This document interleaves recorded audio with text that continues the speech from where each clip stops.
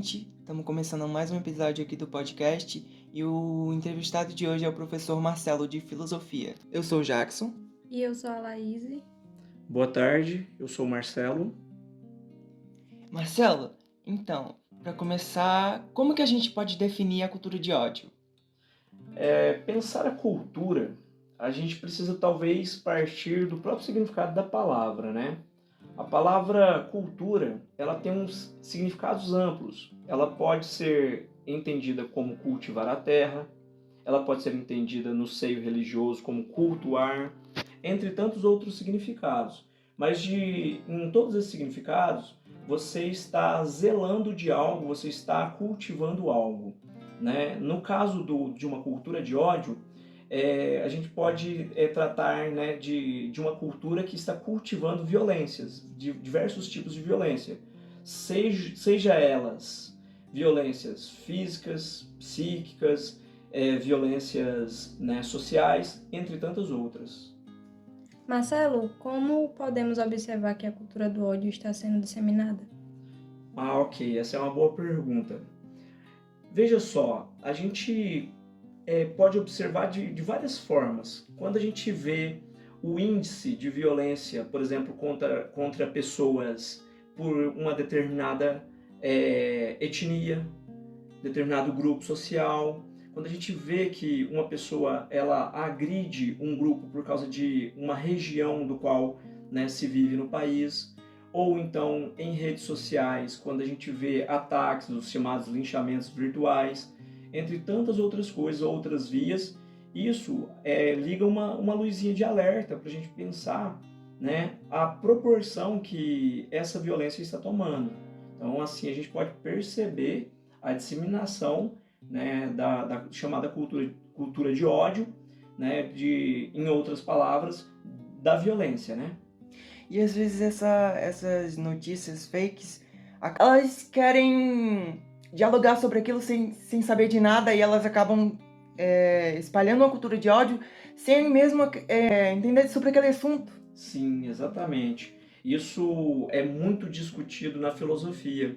A filosofia, lá na antiguidade, começa basicamente com um filósofo chamado Sócrates, né, do período clássico da filosofia. O Sócrates, tanto ele quanto Platão, diz para nós que o mal, diferente do que é construído para a cultura cristã, o mal ele é fruto da ignorância, é o desconhecimento. Segundo Platão, uma pessoa que conhece a ideia de bem é incapaz de cometer o mal.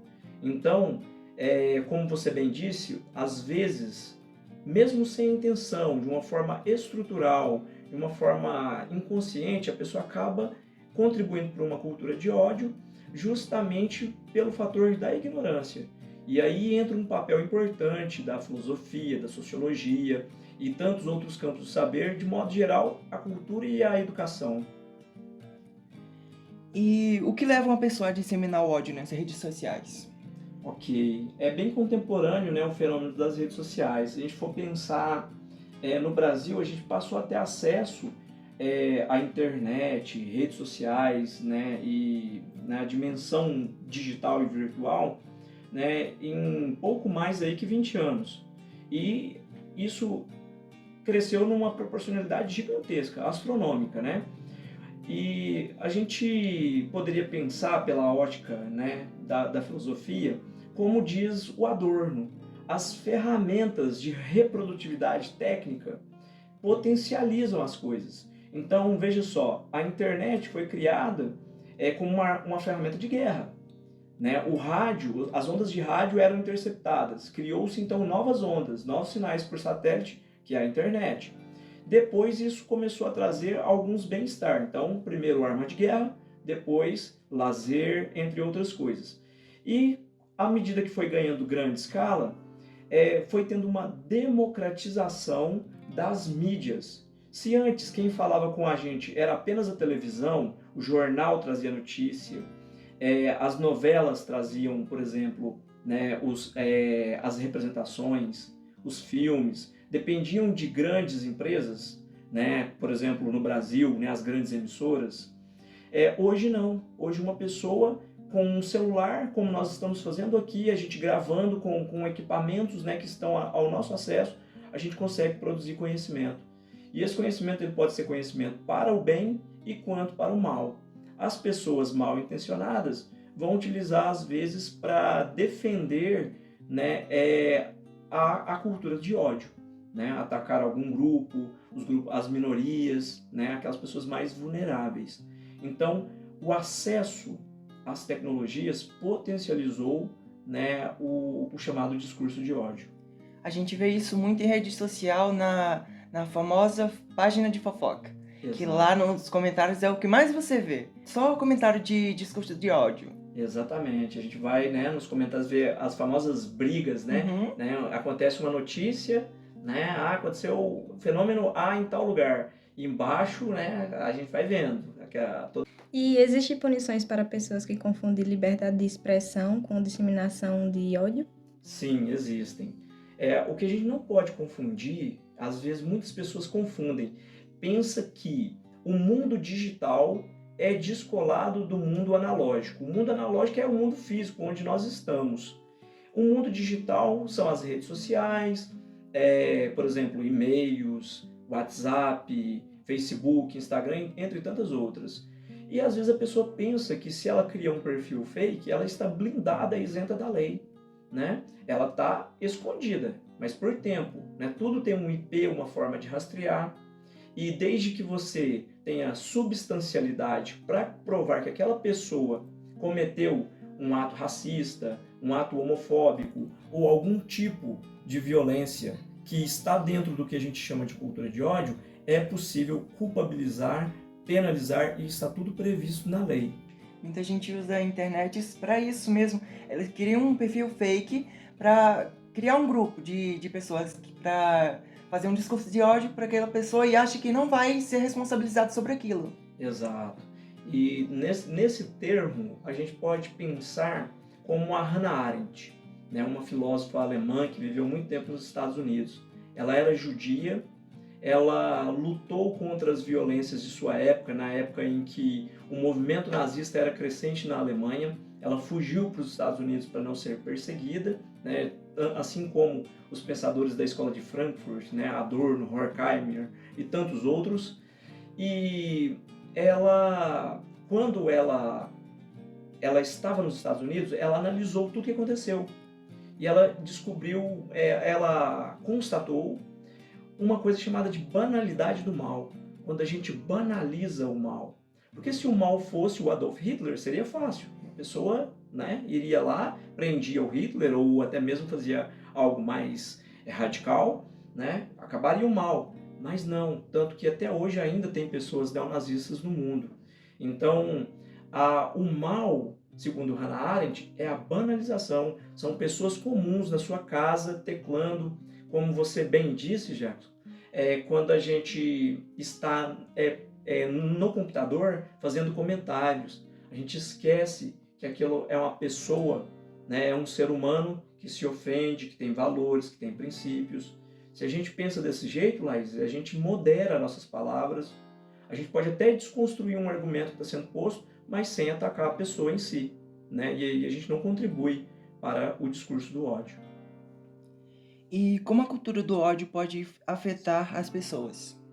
Sim, essa é uma questão muito importante, porque afeta de várias formas, né? Formas mais extremas, né? Pessoas que entram em estado de depressão, pessoas que entram em estado de ansiedade, pessoas que acabam se ficando recluso em casa, sem querer sair para os lugares, né? Há coisas, né? Há crimes, né? Há violências. A gente viu, né, um episódio triste de uma moça na região do Guarujá que, ao brincar com uma criança, e foi confundida com uma possível bruxa, uma teoria de uma bruxa que roubava crianças.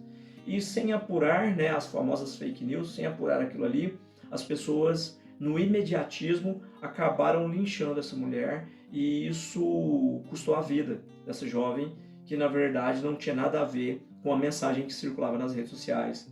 Então, no caso dessa mulher, ela perdeu a vida, né? Afetou ela diretamente, os familiares dela também diretamente, né? Quando se trata, por exemplo, né, das redes sociais e coisas assim, isso pode afetar o nosso ânimo, nossa animosidade. Você faz uma publicação e vem os famosos haters, né? E faz ataques, né? Ataques ali de diferentes ordens e o nosso dia fica abalado. A gente acaba se abalando. Algumas pessoas podem entrar em estado de depressão, outras pessoas já aprendem mais a lidar com isso. Então são diferentes formas. Como não ser a vítima e como não ser a pessoa que dissemina o ódio?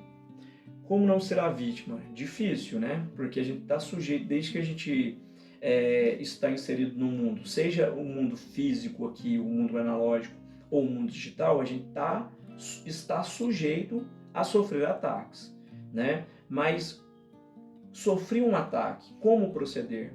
Aí eu tenho que saber que eu tenho mecanismos tanto legais para poder me respaldar, posso procurar, né, por exemplo, questões jurídicas, judiciais para tentar sancionar, para tentar autuar a pessoa, como também eu posso usar medidas preventivas. Por exemplo, uma criança, né, uma criança que está na rede social, os pais tem aplicativos, vários aplicativos que controlam o celular da criança, né? Os pais estarão percebendo o que a criança está acessando, onde ela está jogando. Às vezes ela está jogando um jogo onde é de grupo, como por exemplo, às vezes é jogado no Discord, ou por exemplo, né, via WhatsApp ou algo assim. E caso esteja acontecendo bullying, os pais podem, né, proteger essa criança. Como não fazer? Aí há a medida socrática. Ou seja, a gente precisa fazer o exercício, a reflexão filosófica, né, do bom senso, da ética. Eu não quero sofrer essa violência. Não é prazeroso para ninguém. Então por que eu vou proporcionar a outra pessoa? Né? Então o Kant já dizia, né, age segundo a máxima que se torne universalizável. Ou seja, não faça aos outros o que você não gostaria, né, para você. Então, esse é um bom princípio, é um bom começo. Mas, é claro, a gente pode usar várias outras formas, como, por exemplo, a educação escolar, como vocês estão fazendo aqui com um podcast, que iniciativa é uma iniciativa brilhante, isso, né, porque leva para toda a população informação, não só para a comunidade escolar. Então, isso é forma de instrumentalizar a população a combater esse tipo de violência. É o que a gente mais vê. A criança já nasce com o celular no rosto, aí ela passa a utilizar de determinada rede social e vai lendo aqueles comentários e às vezes ela até cria uma página e vira um influenciador. Que é o famoso se entregar à depressão, porque a partir daquele momento você vai receber comentários, tanto positivos quanto negativos. Exato. E a responsabilidade de um influenciador é muito grande, né? Porque ele arrebanha pessoas, são muitas pessoas, né? Que te influencia desde qual camiseta comprar, né? Olha, tem uma promoção na loja tal. Aí, como é um influenciador que você gosta, você se inspira nessa pessoa, né? Você acaba agindo e procedendo daquela forma. Também pode ser um influenciador negativo, que incentiva pessoas, né, a cometer delitos, crimes, ou então de diferentes tipos de violência que orbita dentro da atmosfera do discurso de ódio.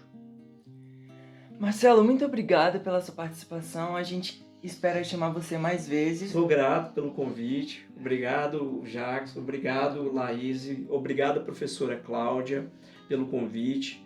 Mais uma vez, parabéns pela iniciativa. E sempre que fizerem um convite, estarei a postos. Dicas para o Enem. Olá, pessoal.